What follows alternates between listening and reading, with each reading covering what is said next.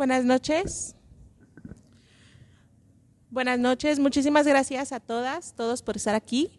Vamos a dar una pequeña lectura del cuento que titula la antología que vamos a presentar, Hambre de lumbre. Licenciado Galindo, quiero que conozca mi historia desde el inicio para que pueda entenderme. No es que busque justificar con los traumas de mi infancia, con la frustración de no haber alcanzado mi sueño de ser famosa como Bianchini, lo que le hice al señor Barajas. Conocí a Nina Bianchini cuando yo tenía 8 o 10 años, un día que falté a la escuela porque le mentí a mi mamá que tenía dolor de panza. No crea usted, licenciado, que mi mamá era pendeja y que yo la engañaba así de fácil, pero esa mañana se peleó con mi papá que se había ido de peda. Se daban unos agarrones, licenciado, que mejor prendía la tele para no escucharlos. El caso es que en la pantalla estaba Bianchini, una mujer joven, de pelo oscuro, corto y desordenado, de baja estatura, comparada con la mujer que hacía la entrevista, envuelta en una gabardina que le rozaba las rodillas. Pero su apariencia no era lo importante, sino los premios que había ganado en otros países, premios por cocinar. Mostraron imágenes de ella preparando sus platillos, una jugosa porción de carne, al lado verduras cortadas en pequeños trozos alineados por color y entre estos dos ingredientes un par de flores azules, todo en un reluciente platón de vidrio con bordes dorados, una armonía de formas y colores que me dejaron con la boca abierta y salivando. Hasta ese momento no había imaginado que un plato de comida pudiera contener tanta belleza y dedicación. Sin embargo, ver a Nina moviéndose entre la estufa, la mesa y el fuego con la delicadeza propia de un artista fue como recibir una respuesta a una pregunta que nunca me había planteado. La misión de mi vida sería ser tan talentosa como ella. Lo curioso es que hasta ese día yo no sabía ni calentar las tortillas, así que me propuse aprender. Pero antes de imaginarme tocando la misma gloria que Bianchini, la realidad estrelló mi fantasía contra el suelo áspero de mi casa. Mi papá tenía empleos temporales como maestro albañil, mi mamá se negaba a trabajar, decía que la obligación de llevar dinero a la familia era del marido. Entonces subsistíamos con lo que le quedaba a mi papá luego de pagar sus borracheras. 20 años después de que la vi por primera vez, mi realidad estaba aún más muy lejos de los éxitos que Nina había conseguido. Pero dirá usted, licenciado, si vivías de lo que te gustaba, claro, pero no como lo imaginé, en cocinas de mármol, copas de cristal, manteles de color blanco, sino en una cantina, mesas de plástico, cacerolas con sarro, la estufa cochambrosa, trapos apestosos a humedad. Así era la realidad de mi sueño. Inicié limpiando pisos y poco a poco me involucré en las verdaderas tareas de la cocina, hasta que estuvo a mi cargo preparar la comida principal de cada día. Bueno, quiero decir la botana que se daba entre cervezas. El dueño dijo que mi sazón era buena. Claro que lo era, pero no lo suficiente para subirme el salario. Sin embargo, me quedé, 1, para tener más experiencia como cocinera y buscar la oportunidad de trabajar en un restaurante lujoso. Y 2, mi motivo más personal e íntimo, el señor Barajas, el hombre que originó todo lo que sucedió, aquel acontecimiento que hizo que usted, licenciado Galindo, y yo nos conociéramos. El señor Barajas era el cliente que solo iba los martes cuando servíamos costillas al horno. Varias veces lo escuché decir que estaban muy buenas. Al principio reconozco, licenciado, que me cautivó su apariencia, alto, fornido, cabello castaño y ondulado, pero prefería no ponerle atención más por su actitud arrogante que por llegar cada semana de la mano de una mujer distinta. Pero todo cambió aquel día. No me pida detalles exactos. Sé que era octubre porque en ese mes el señor Barajas cumplía años y estuvo yendo casi a diario. Una tarde yo estaba sacando una bolsa de basura para llevarla al contenedor del estacionamiento. De pronto escuché el sonido del motor. Giré el rostro y el hombre iba bajando de su camioneta gris. Para mi sorpresa no iba con ninguna de sus acompañantes. De hecho, ya eran varias veces en que llegaba solo. Hola niña, ¿cómo estás? Yo enmudecí unos segundos. Sus ojos verdes estaban fijos en mi rostro. ¿Niña?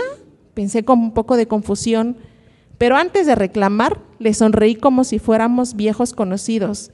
Bien, señor Barajas, así le dicen a usted, ¿no?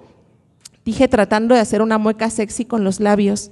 Él puso los ojos en blanco y luego añadí, ¿es su nombre o su apodo? No, es mi apellido. No me digas así, ni me hables de usted. Como diga, señor Barajas. Él se acercó y me dio un beso en la mejilla. Señor Barajas. Así lo registré cuando me mandó un mensaje 2 días después de que le di mi número de teléfono. Hola, mi vida, ¿cómo estás? Fue el primer mensaje que me envió. Sé que va a pensar que soy una intensa, licenciado, pero con aquel mi vida logró que yo sintiera que le pertenecía, que en conciencia y piel era completamente suya. Así empezamos nuestra relación. Él llamaba después de las 11 de la noche, casi siempre borracho, y siempre me llevaba a su casa, en donde seguía emborrachándose y terminábamos desnudos en su cama. Le aclaro, licenciado, yo no bebo, nunca me ha gustado el sabor de la cerveza ni el licor. Lo único que yo deseaba era estar con él. No era un buen amante, pero tenía gustos raros que hacían el sexo menos aburrido. Discúlpeme, no voy a poner detalles sexuales explícitos en mi declaración, licenciado, no quiero ofender a nadie. El caso es que los días iban o venían, no sé, lo único relevante era que el señor Barajas me quería y me lo demostraba en sus mensajes. Mi amor, mi vida, mi chula. Por supuesto que no había olvidado el detalle de que tenía otras mujeres a su alrededor, pero mi cabecita aseguraba que yo era la más importante, que algún día pronto seríamos únicamente él y yo. No olvido la madrugada que condujo por las calles vacías y nosotros escuchando, cantando una y otra vez esa canción. No conseguirán engañarnos a todos, aunque a veces parecemos tontos. No conseguirán engañarnos a todos no. Las primeras veces que escuché esa rola ni le encontré sentido, pero se volvió mi canción favorita, porque con esa canción me besaba, apretaba mis pechos, me mordía y hacía otras cosas que por pena no puedo contarle aquí, a pesar de que yo le decía que no me gustaba que lo hiciera. No tiene idea de cuánto deseaba que esas horas se quedaran por siempre quietas, que no tuviera que despedirme del señor Barajas, que esa felicidad fuera infinita. Cuando pensé que nada podía mejorar en mi vida, en ese mes de noviembre, Nina Bianchini presentó un concurso de cocina. El ganador obtendría una beca para estudiar en Le Tournesul, su conocida escuela de gastronomía. Claro que no desaprovecharía la oportunidad. Yo iba a ganar ese concurso. Decidí practicar la elaboración de mi platillo. Algo fácil, licenciado. Crepas de espinaca y harina de almendras, rellenas de queso manchego, pulpa de fresa y nuez caramelizada. Antes de vaciar la mezcla en la sartén, sumergí un par de dedos en ella y lo puse en mi nariz. El aroma era delicioso, pero cuando lo llevé a mi boca, mi lengua no identificó ningún sabor. Pensé que mi garganta estaba muy seca. Terminé de cocinar y emplaté de forma simple. Con las crepas rellenas formé 3 conos simétricos. Agregué gotas de jarabe de arándano, un círculo de trocitos de fresa y alrededor del plato espolvoreé cocoa. Observé mi bella creación por unos segundos. Tomé la delgada masa y sin preocuparme por usar cubiertos, la metí en mi boca. Con los ojos cerrados mastiqué y mastiqué hasta tragar un bolo insípido. ¡Simple! Sentí que la sangre de mi cuerpo caía a mis pies, como si un pesado bloque de metal fuera arrojado a mi cabeza. ¿Qué me está pasando? Tomé el bote de mermelada que estaba a la mano, metí la cuchara, lo llevé a mi boca, nada. El café en polvo, tampoco. Después mordí una cebolla, ni siquiera eso. ¿Mi boca había dejado de percibir sabores? Muchas gracias.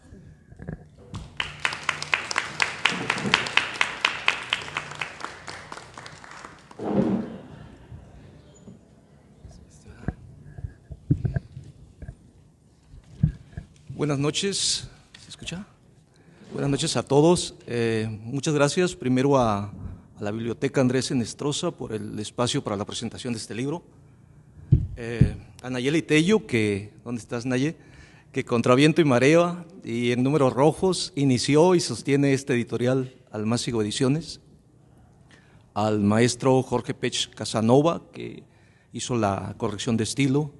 A Valeria Santiago, que es la creadora de la portada, de esta bella portada que nos hace mantenernos alejados de la tentación de la inteligencia artificial, a Eric Tello, que se encarga también de cada una de las maquetaciones y que le hacemos pasar dolores de cabeza cada vez por lo difícil que se la ponemos, a nuestros invitados especiales esta noche. Yo creo en lo personal, igual y me equivoco, que un libro no cumple su cometido hasta que no llega el lector al punto final, que es la persona más importante a quien va dirigido el libro. Aparte de que podamos escribir para nosotros, si no es para el lector, pues para quién, ¿no? Entonces, hoy tenemos a dos lectores de lujo, les decía. Les voy a presentar primero a Itza Miroslava Calixto Rojas. Ella es investigadora social autónoma y practicante de las artes vivas, codirectora de la Asociación Civil Investigación y Diálogo para la Autogestión Social, donde acompaña desde hace 13 años proyectos comunitarios y procesos pedagógicos a través de las artes participativas. También es postdoctorante en estudios territoriales del Instituto de Geografía de la UNAM y en el ámbito académico es doctora en Ciencias Sociomédicas por la Facultad de Medicina de la UNAM, maestra en Antropología Social por el CIESAS y licenciada en Ciencias Políticas y Relaciones Internacionales por el CIDE. Muchas gracias, maestra.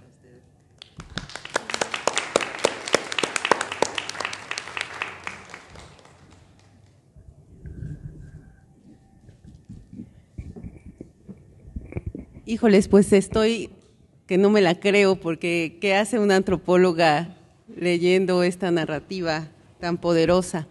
Entonces, les voy a compartir un poco lo que me surgió de leer de corrido, de principio a fin, este maravilloso libro, pero no sin antes decirles que me siento honrada de conocer un poco de los procesos creativos de Liana.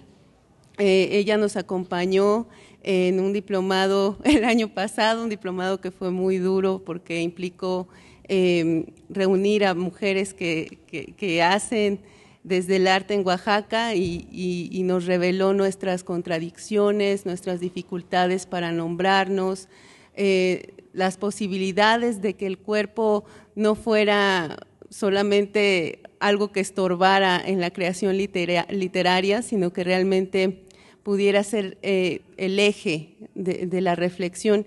Y leer a Liana pues ha sido maravilloso porque es contundente como esta conexión que ella va realizando con las historias que nos atraviesan específicamente y dolorosamente a las mujeres. Entonces, pues escribí un poquito. Este texto lo que hace es reunir a muchas y a muchos de los personajes que están ahí en estas historias, que yo espero que todas, todos, por favor, lean de principio a fin. Ninguna tiene como, carece del sentido, pues, ¿no? Creo que muchas veces ese es el reto más profundo de hacer la curaduría de un texto, que cada uno tuviera una articulación que nos llevara pues a un viaje a veces espeluznante y otras veces conmovedor. Entonces, pues voy a leer. Leer a Liana es encontrarnos con entrañas y afectos. Pienso en Luca y Apolo, gato y niño, niño gato. También pienso en las sofisticaciones absurdas de los fraccionamientos cercados y también a esos carros que levantan el vidrio para que no les toque la miseria, porque sí, Liana también habla de eso. Todos estos buscan negarse a un mundo de los simples precarizados mortales. Pienso hoy todo el día ahí en el tráfico y esperando el camión y demás, quién cierra el vidrio y quién no, y quién tiene llave de estos fraccionamientos. Pero Liana nos hace ver que incluso ahí la muerte llega, que la crueldad también sacude contra toda valla y pese a postres con azúcar glass. Como Liana, yo también siento que la muerte es un señor con el pantalón bien planchado. Y les pregunto a ustedes, ¿cómo sería oler por primera vez? ¿Cómo sería esperar a una paloma y arder en la lumbre para consolarnos? porque Liana también nos habla de esos amores entre mujeres que siguen ocultos detrás de las paredes. Liana nos deja claras historias que tienen que ver con el mundo de las mujeres, con la rabia que nos inunda y nos vuelve animalas de garras para salvarnos de cualquier hombre, de los amuletos que buscamos, de las místicas de Mirna y de la confianza de Aranza en su vestido de lunares. ¿Por qué las mujeres somos sujeto de sacrificio? ¿Por qué las mujeres somos vueltas botín de guerra? ¿Por qué somos guerreras silenciadas, violadas, autosacrificadas, obsidianas? ¿Qué reprimen las mujeres cuando paren? Cuando son hijas de ese destino manifiesto de parir y silenciar. ¿Podremos desde ese hueco lanzarnos a la mar sin dejar de temer que el patriarcado nos carcoma o nos sacrifique? Liana teje otras historias frente a las olas que Virginia germinó, historias otras, las de este sur que nos arde. ¿Cuántas y cuántos de nosotros no prendimos la tele para dejar de escuchar? ¿Será que Don Bumburi, el de la canción que nos acaba de relatar, aún puede acompañar nuestros besos y mordidas? ¿Será que las crepas de espinaca podrán tener algún sabor? ¿Nos tragaremos la sangre de la brisa? Algo que sepa algo, que huela a algo. El amor de Liana sabe a esos sentidos que también nos negaron. Leerla es también hacerse caníbal, devorar la confusión profunda de varones de polvo. ¿Cuántas veces nos hemos devorado a nosotras mismas para tratar de entenderlos? Para tener un sueño más allá de que alguien, quien sea, nos diga que nos ama. ¿Cuántas veces se nos agolpa el hambre de lumbre, de quemarlo todo, deseo, monogamia, putero y aires de grandeza? Liana es escritora y su quehacer y talento están más allá del gremio de escritoros que se regodean en las historias de siempre. Como muchas otras escritoras de nuestro país, nos muestra el lugar donde la maternidad es también la tentación de dejar caer desde el filo de algún techo. Nos muestra un lugar donde el deseo sabe a tierra y las personas no aleccionan. En sus historias no hay héroes ni travesías aristotélicas. Hace 25 años fui con mi madre a ver una chica al penal. Ella supo que era su paisana. La compañera era de un rancho de Durango. Estaba ahí en Ixcotel porque le había hecho algo a su bebé. Y lo digo así como que no quiere decir la cosa, así como si no supiéramos qué pasó. Esta experiencia y muchas otras quizá haga sentido del por qué una antropóloga feminista comenta este libro. Porque estamos cansadas de que el arte sea augurio y potestad de los de siempre. Porque somos gatas negras hartas de llevar a cuestas el don del sacrificio. Porque queremos decir lo que nos arde. Porque queremos hablar de nuestras hambres. Porque muchas hemos soñado con que la Virgen nos arranque del fuego, que nos salve, que nos convierta en garras y colmillos, sin vestidos de princesas. Liana no se esconde en sus personajes, se revela, nos advierte, nos acude, nos recuerda los odios primeros, los que se esconden en el golpe y la miseria, y nos vemos todas y todos quienes la leemos debajo del puente, ahí en la mirada que todas y todos también hacemos a un lado todos los días. Y pues esta es una invitación a leerla, por favor, no se lo pierdan. Son historias, esas historias que están pero que no queremos ver. Muchas gracias.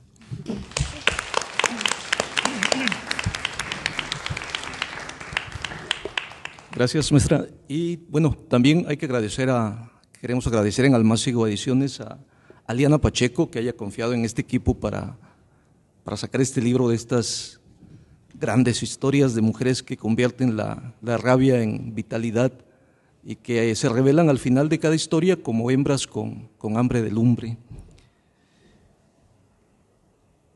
Les voy a presentar al maestro, que creo que ya lo conocen, Alonso Aguilar Orihuela. Él es escritor, crítico de arte y periodista. Ha sido secretario de las Culturas y Artes del Estado de Oaxaca, director del Instituto de Artes Gráficas de Oaxaca, coordinador académico del Centro de las Artes de San Agustín, secretario general del Patronato Pro Defensa y Conservación del Patrimonio Natural y Cultural de Oaxaca, fundados por Francisco Toledo. Desde hace 12 años es catedrático en la Universidad Anáhuac, Campus Oaxaca, y dirige una pequeña productora cultural llamada Arte Actual Oaxaca.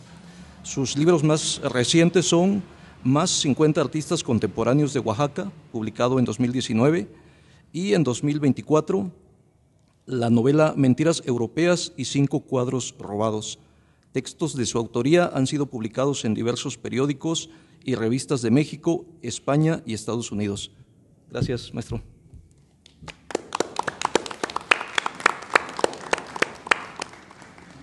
Pues buenas noches a todas y a todos. Muchísimas gracias. Buenas noches a todas y a todos. Yo le agradezco mucho a la maestra Eliana Pacheco la invitación a presentar este excelente libro de cuentos. Conocí a Eliana Pacheco en la Feria del Libro del año pasado, me hizo el honor de presentar mi novela y a partir de ahí pues empezamos una plática con la propuesta de presentar este libro. A mí cuando Eliana me compartió sus textos, me asombraron muchísimo, me dio muchísimo gusto leerla, me asombraron muchísimo los textos y los disfruté mucho, y creo que eso es lo importante cuando uno tiene contacto con el arte, ¿no? Vivir una experiencia estética y que esto te deje algo. Pienso en el tañido de una campana. Cuando suena una campana, queda algo vibrando en el aire. Pienso que así son los finales de los cuentos de Eliana Pacheco. Hambre de lumbre, lo sorpresivo aguarda a la vuelta de la página. Me gustan las historias que retan mi imaginación. Al leer, como muchas personas, como ustedes, estoy seguro, suelo imaginar, tratar de anticipar lo que vendrá. La protagonista se comerá a su compañero, la chica envenenará a sus vecinos, la mujer se vengará. Este libro plantea este tipo de dudas.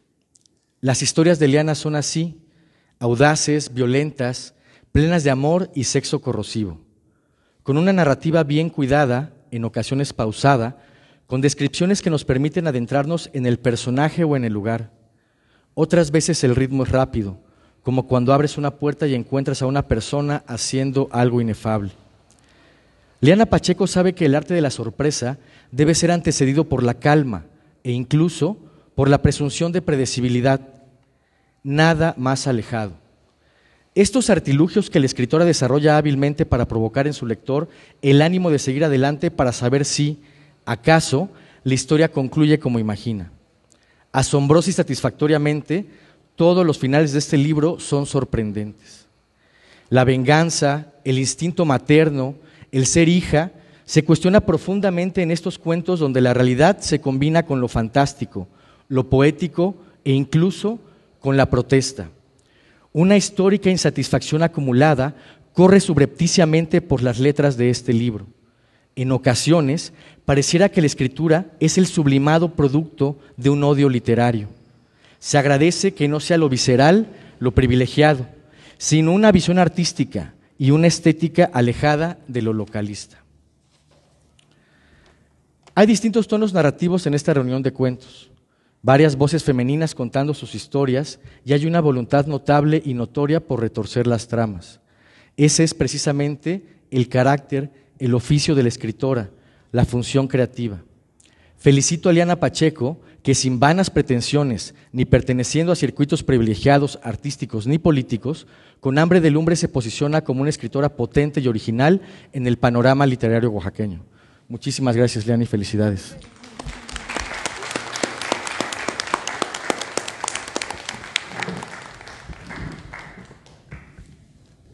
Y bueno, el momento estelar de la noche.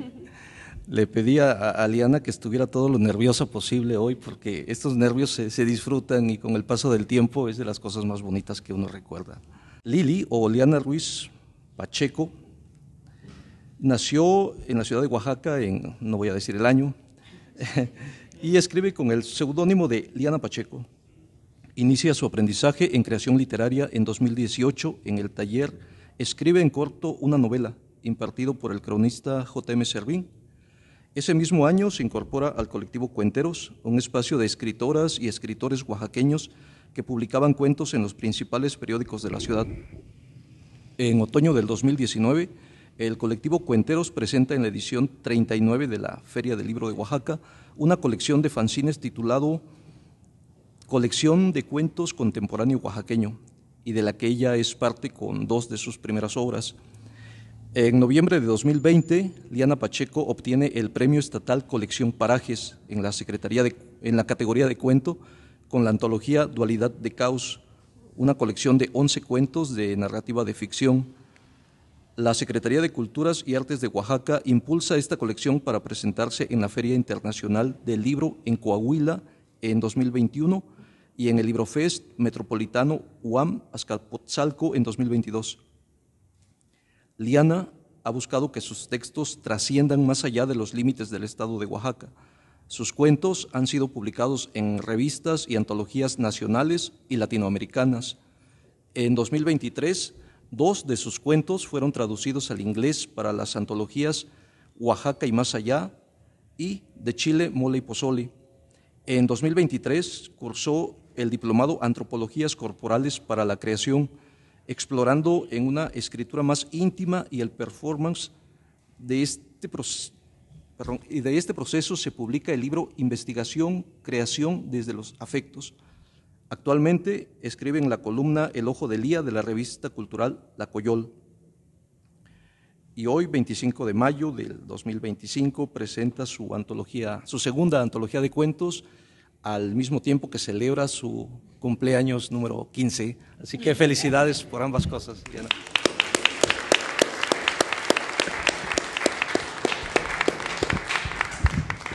Muchas gracias.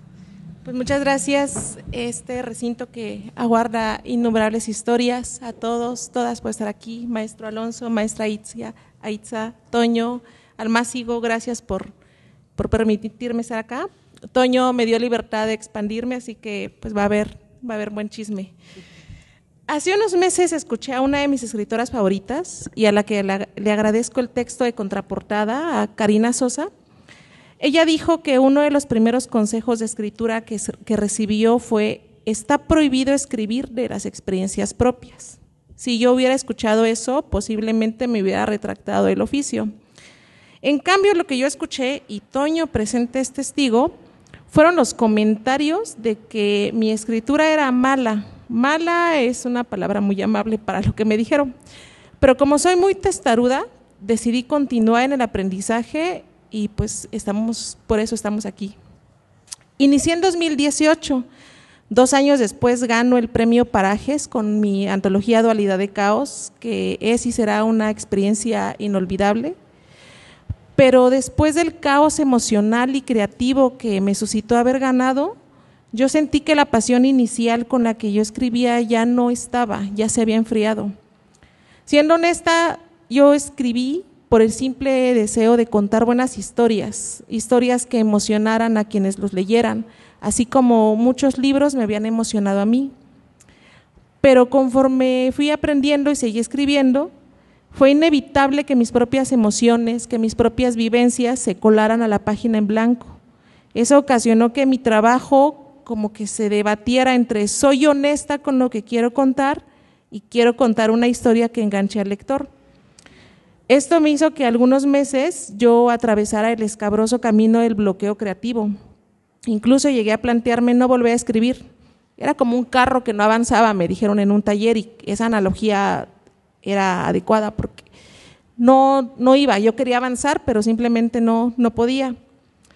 Por fortuna, en el silencio de mis inseguridades, irrumpió el arte de otras mujeres escritoras, también mujeres cantantes, que a través de sus palabras transitan en emociones muy cercanas para mí, y estoy segura que emociones que muchas mujeres pueden identificar. Entonces caí en cuenta que mi escritura podía conjugar la intención de contar una muy buena historia y la manifestación de una inconformidad de mi existencia como mujer. Y de todo ese proceso de autoconocimiento, de resignificación, de dudas sobre mí, sobre mi escritura, dio como resultado Hambre de Lumbre. Hace unos momentos me preguntaron qué tiempo me llevó a hacerlo, y pues desde que empecé en 2018 hay historias que iniciaron en 2018 con sus primeras semillitas, están ahí, y pues desde 2018 algunas se construyeron en años, otras se construyeron en cuestión de semanas. Igual hace unas semanas tuve el gusto de ser entrevistada por el equipo de Pez en el Surco, y una interrogante me hizo ahondar sobre qué diferencias hay entre Dualidad de Caos y Hambre de Lumbre.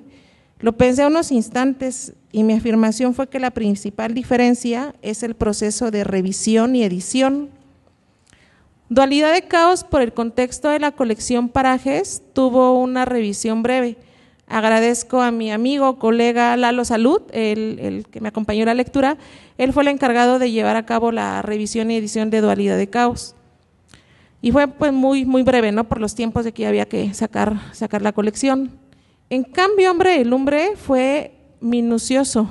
Nos llevó la mayoría del 2024 y para mí ha sido un aprendizaje tanto complicado, pero muy satisfactorio. De inicio fue romper el ego de artista, que aunque no lo reconozcamos, hay una afirmación: mi palabra escrita es sagrada, impoluta, nada ya la tiene que corregir. Y Antonio Pacheco me hizo caer en cuenta de que la mayoría de las veces no es así. Entonces el trabajo de edición ya casi fue como un ritual. Cada viernes acudía yo a Santa María Coyotepec. Primero ahí yo tenía que acomodar unas cosas y ya después me reunía con Toño el resto de la tarde. Escudriñábamos frases, palabras para acomodarlas de un modo que fuera más conveniente a la historia, tanto satisfactorio para él como editor, para mí como escritora. Y a la par, durante ese 2024 fueron sucediendo cosas que a veces me hacían creer que la narrativa y ficción de Hambre de Lumbre estaba como transgrediendo a mi propia realidad. Hasta a veces ya me sentía como en un cuento de Cortázar. Y se lo dije a Toño: están pasando cosas que están escritas en los cuentos. En mayo del año pasado fui testigo del nacimiento de 3 crías de gatos. Ahí pude ver a una gata mamá desembocar en su maternidad felina, tal y como yo lo había escrito en el cuento de Instinto Materno. 2 meses después me fueron a dejar a la casa un gato muerto, igual como le hicieron a la protagonista Felicia en el cuento Mal de Ojo. A fin de año me hice unos rituales de amor, de buena suerte, como los que describe Begonia, la niña que sufre la perpetua espera en el capítulo de Anhelo. Y en febrero del 2025 hubo una noticia trágica del asesinato de un taxista que apareció en un lugar y en condiciones similares a las de Jesús, el taxista que protagoniza el cuento Menguante Lunar. Y pues ya espero que para bien de mi entorno ya estos cuentos no sigan rompiendo la realidad, porque pues hay cada historia. Pero ya entrando en materia, pues preguntan, ¿no?, ¿de qué va Hambre de Lumbre? Y no lo puedo resumir, incluso yo que lo escribí es como un poquito complejo. Para mí va del instinto, del deseo, rencor, de la frágil línea que hay entre el amor y el apego, del fuego que no se extingue a pesar de los silencios. Y de un modo involuntario, el libro trata sobre el vínculo entre las mamás y sus hijos. Originalmente mi idea era una antología que se iba a llamar La violencia de los sentidos, en la que las protagonistas iban a ir perdiendo los sentidos, la vista, el oído, el tacto, pero pues se trastornó y se transformó. Por eso, como mencionaba Itza, igual en la lectura que hicimos, la protagonista se queda sin sentido del gusto. Respecto al estilo, que en escritura pues sí, eso es muy puntual, ¿no? ¿Cuál es el estilo? ¿De qué estás hablando? Pues para mí este libro me di la libertad de romper los esquemas tradicionales. Yo como que dije, voy a escribir como mejor me satisfaga. Por ejemplo, en el texto Amar tiene 2 tipografías. Más que una cuestión estética, es para que se distingan 2 voces narrativas, 2 temporalidades, como dos ríos que van convergiendo hacia un mismo caudal de una misma historia, pero podemos leer una tipografía y es una historia, y podemos leer la otra y es otra, y si lo leemos en conjunto están formando una historia aún más nutrida. No era de igual manera como mi idea original. Creo que esta genialidad no se hubiera logrado sin el detallado proceso de edición y del apoyo y experiencia de Toño aquí presente, que sabe que tiene mi agradecimiento de corazón, porque igual esta historia era muy descarnada al inicio, ¿no? Pero era como muy suelta. Entonces entre los dos lo fuimos acomodando y resultó esto, que me encanta el jugar con dos tipografías, dos historias, pero estamos hablando de una misma. Y hace un momento pues ya les mencionaba que inicialmente yo quería eso, solamente contar historias, escribir buenas historias, pero siento que había un poquito de vergüenza en escribir sobre mí. Por eso en Dualidad de Caos hay como unos vistazos breves, un poquito de mi vida, hay episodios discretos de mi vida, de algunas personas que están ahí circundándome. Pero el hombre no, ya como que sí me destapé. Todavía no me quito totalmente la careta de la ficción, como dice Annie Ernaux, de que ella sí se quitó la ficción y puso lo que le pasaba y nombres, ¿no?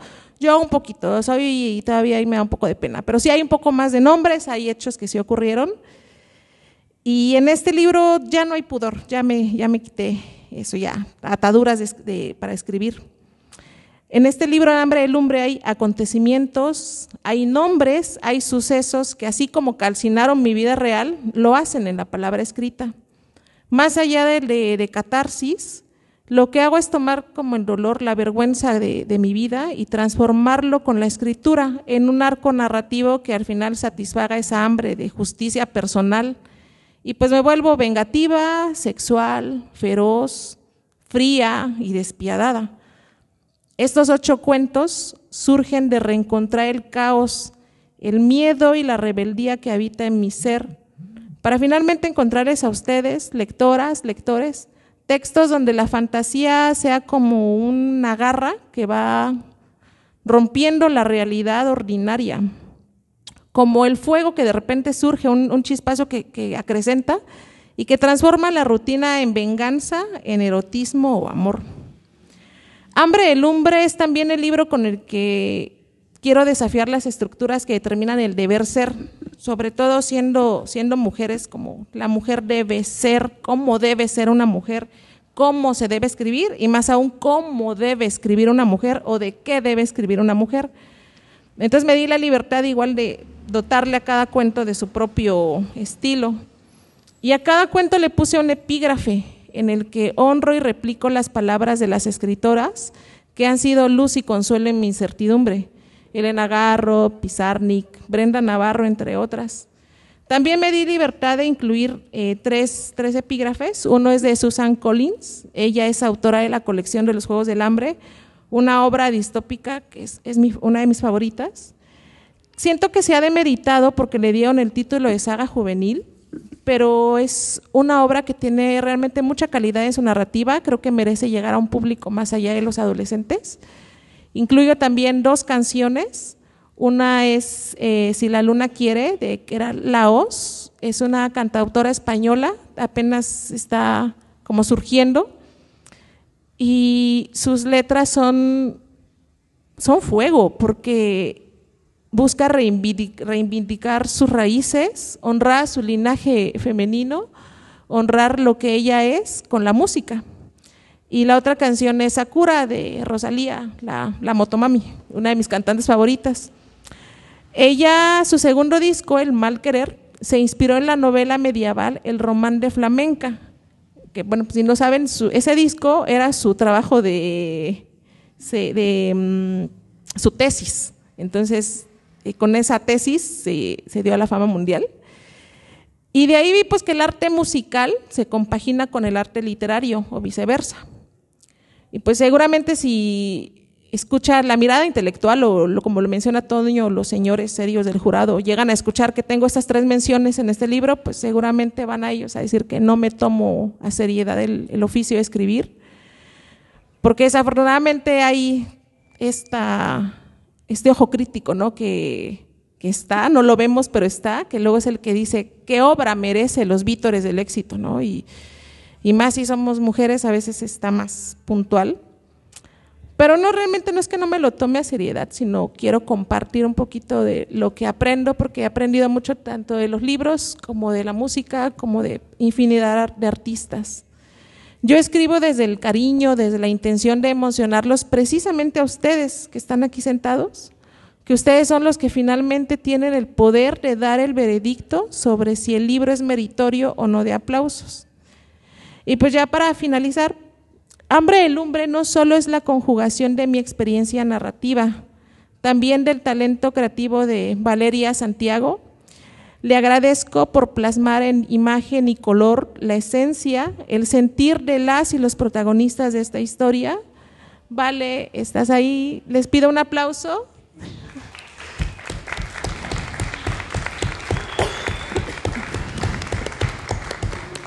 Yo creo en esta cuestión de energía, destino. A Vale tuve el gusto de conocerla, ella asistió a uno de los talleres que impartí el año pasado y platicamos y vi todo el arte que hace y pues llegamos a esta conjugación de talento y estoy muy muy contenta que está plasmado aquí. Como decía Toño, no, desafortunadamente la inteligencia artificial está quitando mucho de esa pasión que hay, entonces el trabajo con ella fue increíble. Conjugamos a veces sin realmente explicar qué quería yo y ella lo supo aterrizar. También agradezco a Omar Fabián, colega, amigo, editor, que él me dio las palabras de apertura, bienvenida para este libro. No se encuentra aquí, pero pues le podemos dar un abrazo a la distancia. Y agradezco a todo el apoyo del equipo de editorial Almácigo. Decía Toño que ellos confiaron, yo confié en ellos, pero realmente ellos confiaron en mí, en mis palabras, en mis historias, en mis textos, y finalmente ellos son los que hicieron posible que mi palabra sea perpetua en este libro. Gracias a la presencia del maestro Alonso, la maestra Aitza, del escritor, del editor, cómplice Antonio Pacheco, por este acompañamiento esta noche. Gracias al cariño de mi familia, de mis amistades que están acá, que siempre están, que son soporte cuando la angustia acrecienta mi rutina.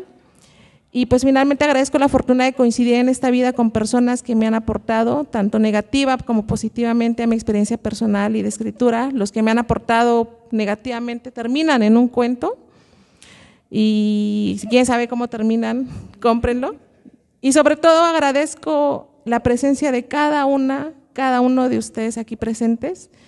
Realmente me llena de alegría que estén aquí porque me brindan un poco de su tiempo para escucharme, para escucharnos.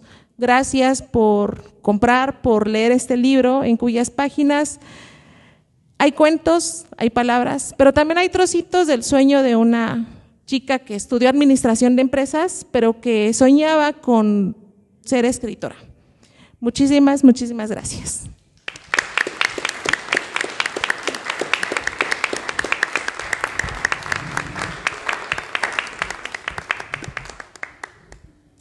Bueno, ahora sí, llegó la hora de que la metan en aprietos y le pregunten todo lo que le quieran preguntar sobre el libro o sobre su vida privada.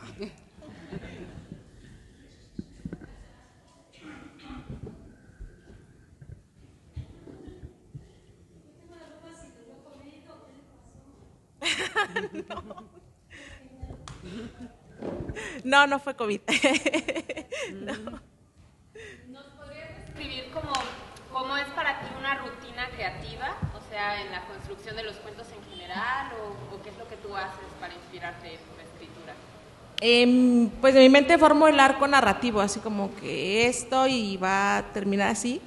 De ahí a cuando estoy frente a la computadora ya se cambia porque el mismo proceso de repente te va dictando otra cosa.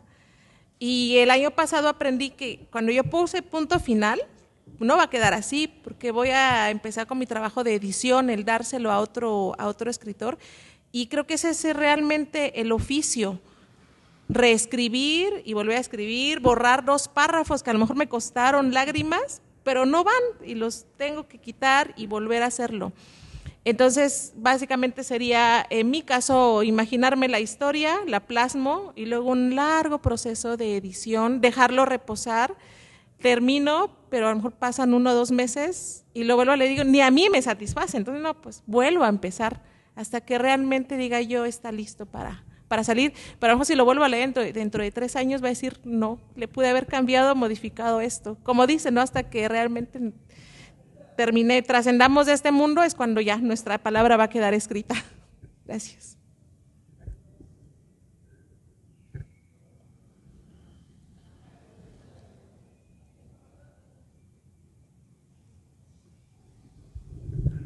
¿Nadie más? Quiero preguntar algo, porque yo estoy asombrado con tu trabajo. A mí me gustó mucho el trabajo de Eliana.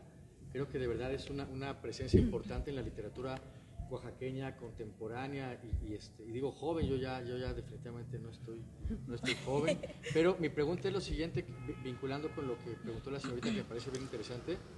Entonces, dice Stephen King que hay dos tipos de escritores, ¿no? Que hay muchos, ¿no?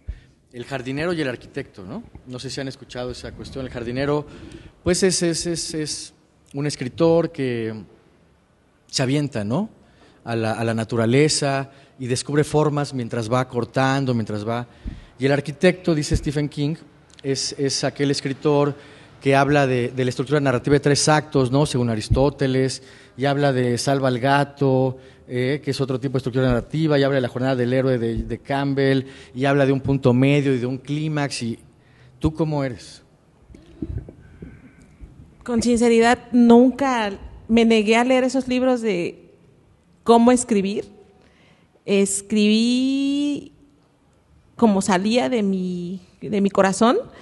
Escribí inspirándome en los autores que leí desde que era adolescente y no seguí como la estructura, ¿no? Que marcan de como la escaleta. No, casi no lo hago. Quizá lo hago acá, pero en la computadora es como va saliendo, tomando mi inspiración, mi idea original y transformándose. Entonces sí, como que hay esa rebeldía. Sí, como rebeldía, no. Lo digo, soy autodidacta, entonces mi escritura es autodidacta porque de lo que leí, de lo que escuchaba, y sí, para mí es importante el que debe conjugarse con otros lectores y escritores. Por ejemplo, en el colectivo fue donde se formó mucho de mi estilo, porque era una sinergia de escuchar, leer, opinar y tomar lo que me convenía como escritora para mi propia historia.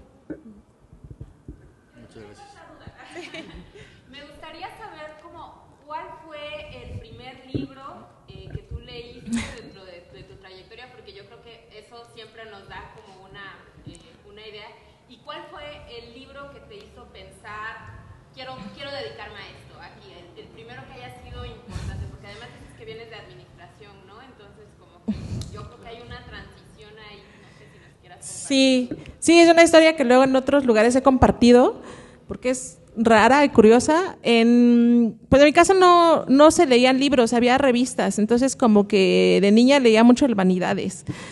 Y cuando llego a la secundaria nos piden un libro, yo no tenía, y fuimos a la librería, de la que tenemos acá en Oaxaca, la de Independencia.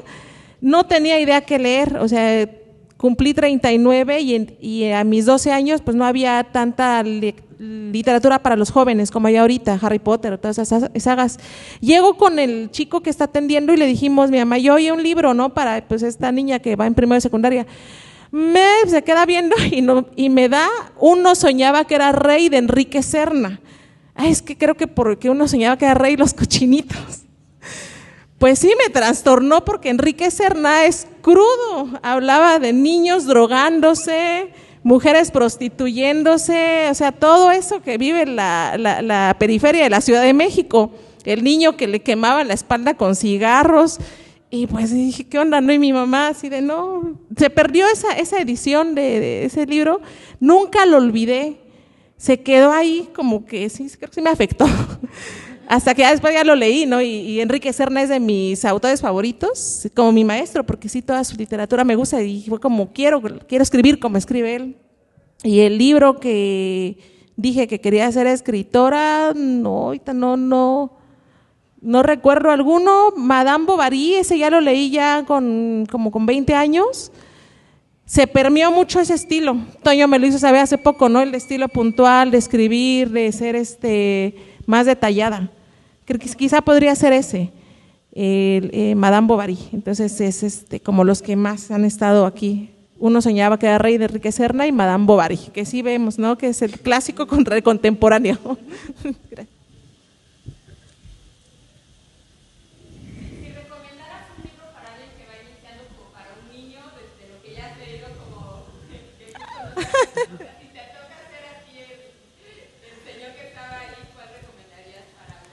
Para un adolescente, sí, creo que recomendaría la saga de los Juegos del Hambre.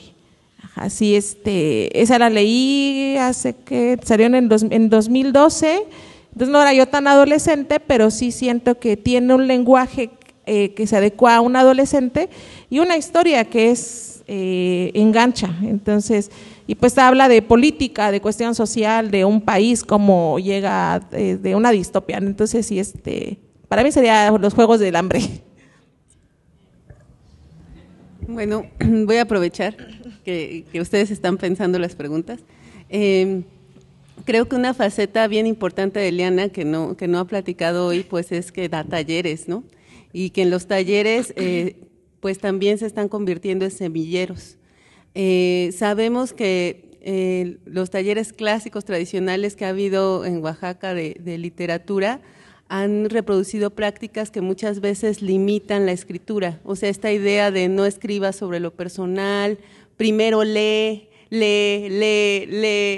antes de que te atrevas a lanzar un párrafo, y luego ya las prácticas de lectura colectiva pues han estado a veces permeadas por muchas descalificaciones, ¿no? Por no decir violencias que muchas veces inhiben. Y además, las compañeros que entran a literatura pensando que van a escribir, ¿no? Pues en el camino, pues la mayoría abandonan la intención de escribir justamente por estas prácticas en donde nunca se ha leído lo suficiente para que tu renglón, tu párrafo tenga algún mérito artístico. Entonces, a mí me gustaría que ella nos contara qué experiencia ha tenido tallereando y cómo propiciar espacios de escritura para las infancias, las juventudes y las mujeres en general, para que se animen a escribir.